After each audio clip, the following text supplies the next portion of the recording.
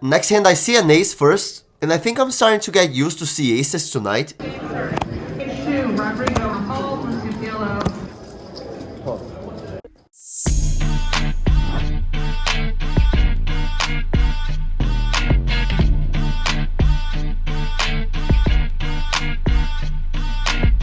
I'm all in.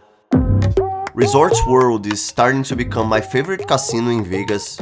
They are a brand new casino in the Strip, nearby Encore and Wynn. They're full of pieces of arts inside. They were very smart as well, due to the fact that because they are the newest casino in Vegas, all of their building, tables and etc. are really technological and are more advanced than other casinos. So if you're going to Vegas, I definitely advise you to check this place out, because they deserve your visit. They are a beautiful casino, beautiful poker room with great staff. They just treat you so well and try their best to make you feel comfortable, and this is the place where I'm playing the most lately. Welcome to the Poker Prophet channel, the first poker vlog created to help you becoming a better poker player. I buy in for 400 in the 1-3 game. First hand I get ace king offsuit from the small blind. There are 3 limpers in position against me. I'm gonna definitely raise, depending on how fragile is my hand or how often the players in position are gonna call me. I might decide to raise a little bigger or smaller than this, but in those spots from the small blind and big blind, that's the sizing I'm using, twice the size of the pot. Only middle position call. We go heads up to a flop that comes king jack 5, all diamonds. I don't have the ace of diamonds. I'm gonna definitely see bet here. I see bet $40, 2/3 of the pot. He folds and we take the first pot. Next hand I'm in the big blind with queen deuce offsuit, 3 limpers. I check and we see a flop of king, queen, queen, rainbow. I have trips, but I have the worst trip. I decide to lead out here to $7. Only under the gun calls. The turn is a really bad one, king of spades. Now any king has a better full house than I do. I check, he checks back. River is a 3 of spades. I check again, he bets 15, I call, and he shows king 6 and wins the hand. Next hand I get the first aces of the night from the cutoff. Hijack raises to 7. I 3-bet 21. I choose a smaller sizing because I don't want to lose him. Small blind calls, which is a great sign. I don't think he's gonna be calling wide from the small blind, so hopefully he has a great hand. Hijack calls as well. 3 players see the flop. The flop comes jack 5 deuce with 2 hearts. I don't have the ace of hearts. Great flop for me. I'm losing only 2 sets, like set of jacks, 5s and deuces. They check to me. I'm gonna see bet here. I see bet to $30, little less than half pot. They both fold and I take it down.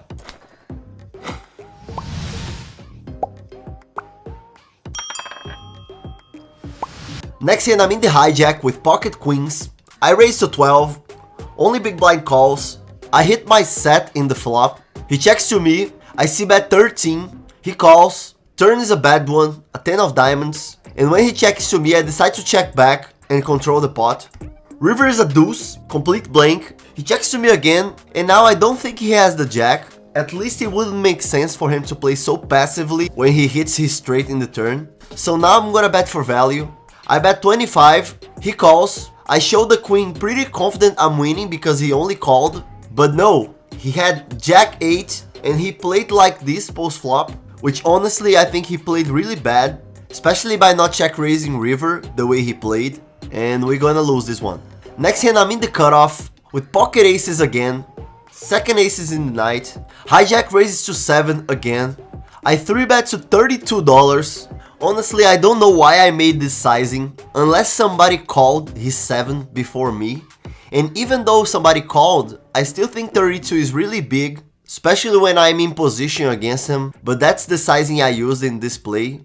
Most likely somebody called, or there was somebody in position against me, maybe limping, or I don't know, cause this sizing of $32 just doesn't make any sense if it's just an open raise for 7. Then he 4-bets me to $132 really fast. His effective stack is like 300. I go all in. He calls.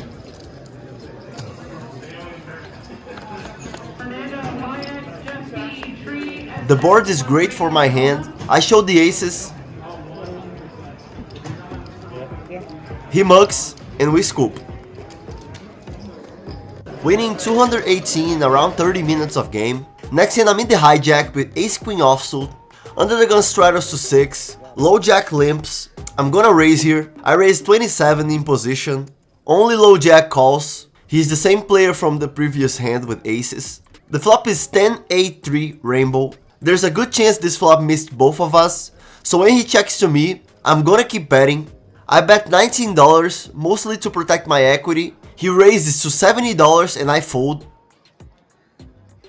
Next hand I'm in the small blind with queen jack suited. Low jack raises to 10. High jack, who is a very tight player, re-raises to 30.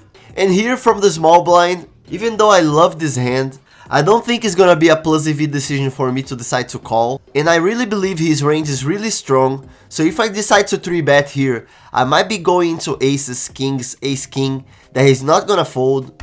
So I decide to have patience and let this one go. Next hand I'm in the low jack. I got aces again, third of the night. It falls to me. I raise to 12.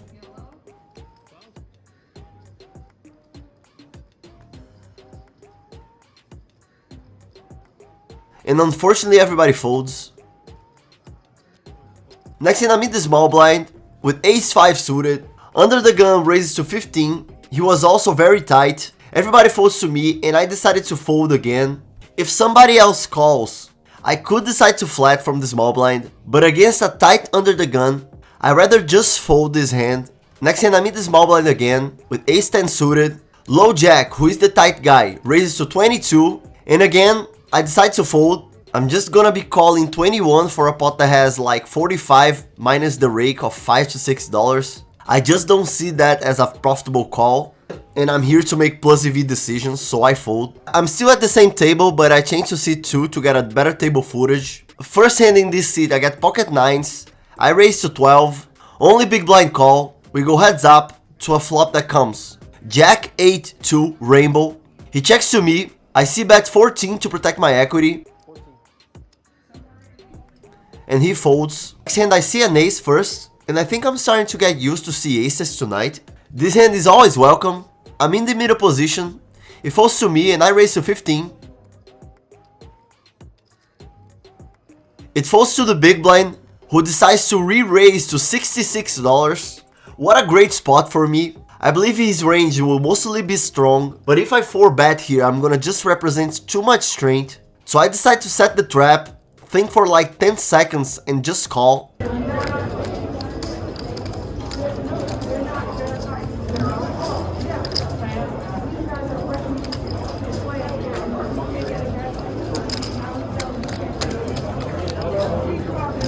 The flop is a good one.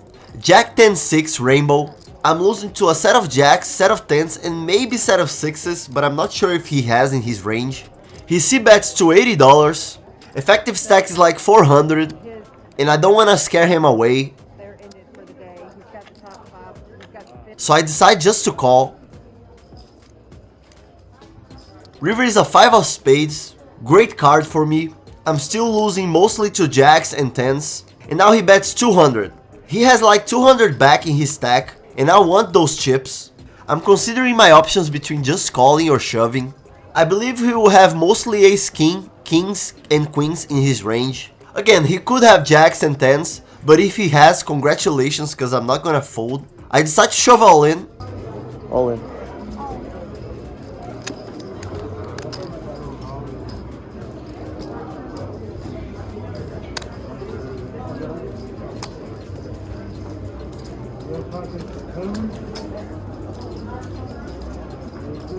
He calls.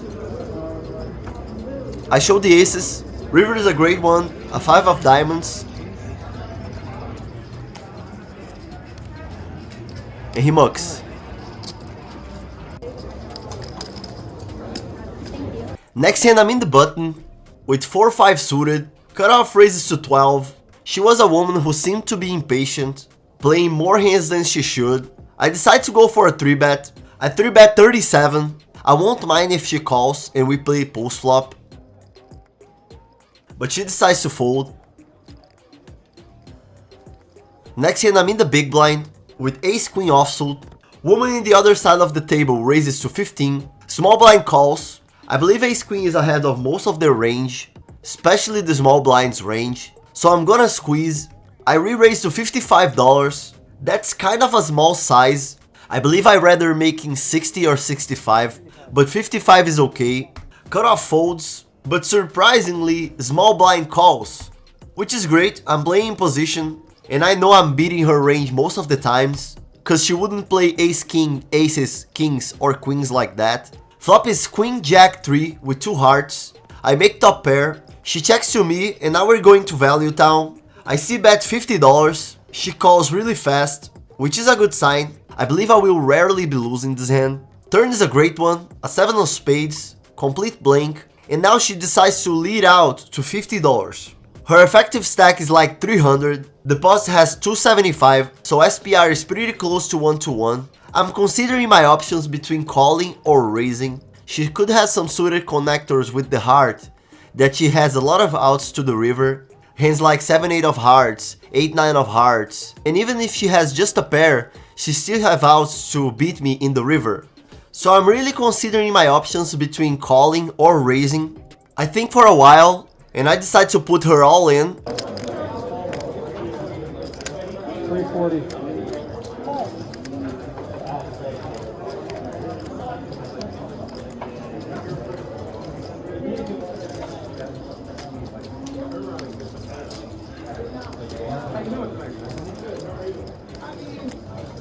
She folds and I take the pot. I'm glad I didn't make more money on you. I was feeling kind of bad. Next hand I'm in the button with 8-9 suited. It falls to me and I raise to 11. Big blind re-raise to $30. When he re-raises that small, I can't call 8-9 suited profitably in position here, so that's what I do.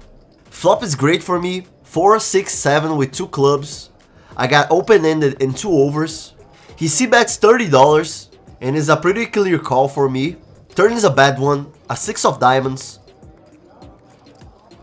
He checks, and I believe I can make ace king, ace queen, ace jack fold if I bet. So that's what I do. I decide to bet $55.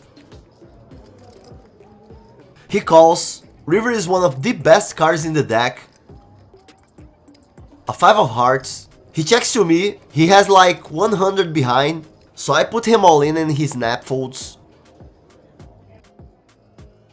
Next hand, you already know what's gonna be, right? I got pocket aces again. That's the 4th or 5th aces in the night, which is crazy. I raise to 12. Small blind calls. Then big blind re-raises to $40. It's the same impatient woman from last time. So here I believe if I re-raise her to $90, she won't be able to fold. So that's what I do. I raise to 90. Small blind folds. She goes all in and I snap call. I show the aces.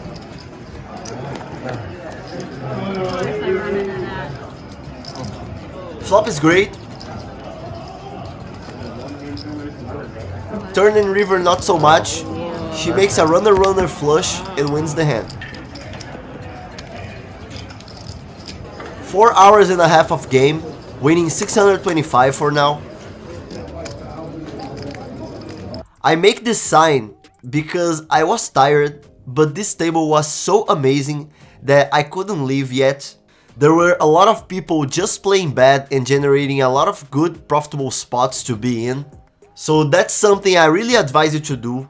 If you sit at a table that you see many people doing mistakes, just keep playing, keep waiting for good spots that most likely you will make money in the next hour or two.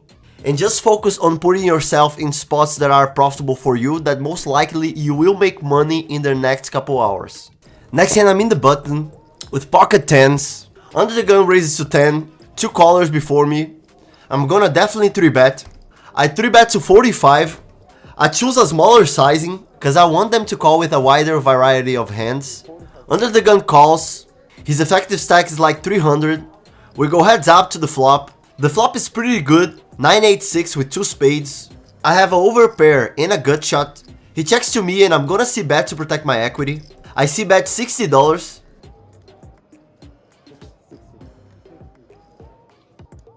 He thinks for a while and decides to fold.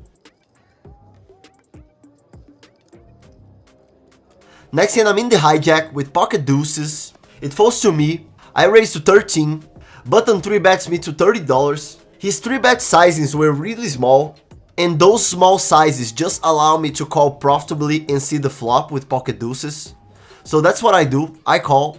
The flop is ace, deuce, queen, rainbow. Hopefully he has an ace. I check, he bets 15. Effective stack is 135. If the board wasn't rainbow, I could lean towards more check raising here. But with the rainbow board, I don't see many scary cards in the turn, so I decide just to call. Turn is a blank, a 5 of hearts. I check again. He goes all in and I snap call. River is a 6 of spades. I show the set of deuces, and it's good.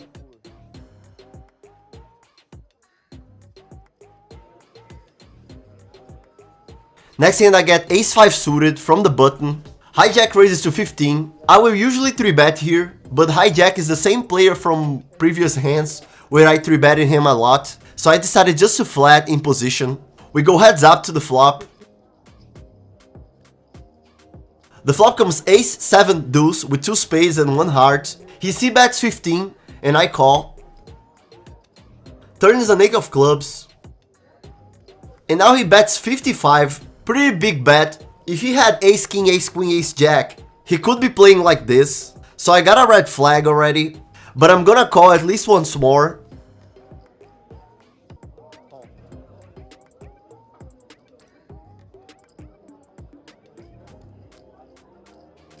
River is a deuce of diamonds. I'm still losing to all the hands I just said so. And now he bets 120. Pretty close spot for me.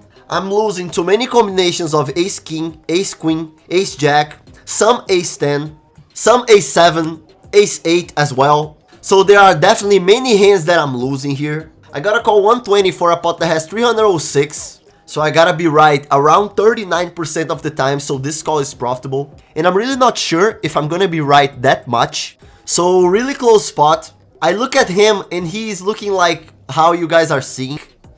Sorry guys, I have it. I fucking have it.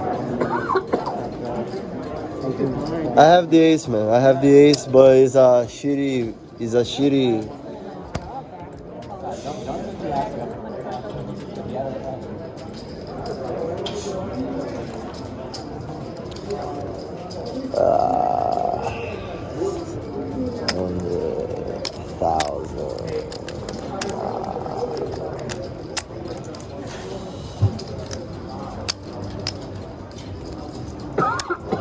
Good bad, man. So I decide to make a hero fold here.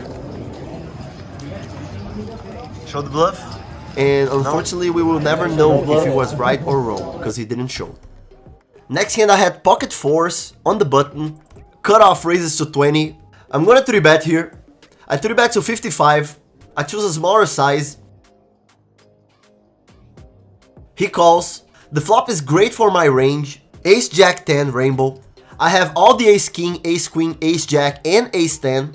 I have king queen as well, so I have all the nuts. I'm gonna bet here, and most likely if he calls, I'm gonna keep betting on following streets. I bet 45, 1/3 of the pot, and he folds. Winning 1051 in 6 hours and 14 minutes of game. Great session overall. I was tired and it was already late, and I decided to end the session for today. Well guys, that's it for today. Hope you enjoyed this vlog. A lot of aces, coolers, bad beats, and yeah, interesting session. This is probably gonna be one of the first vlogs in Vegas, and see you guys next time. Hope you guys enjoyed this episode. If you did, don't forget to hit the like and subscribe to the channel. The mission of this channel is helping you become a better poker player. I hope I'm achieving that goal, and see you next time.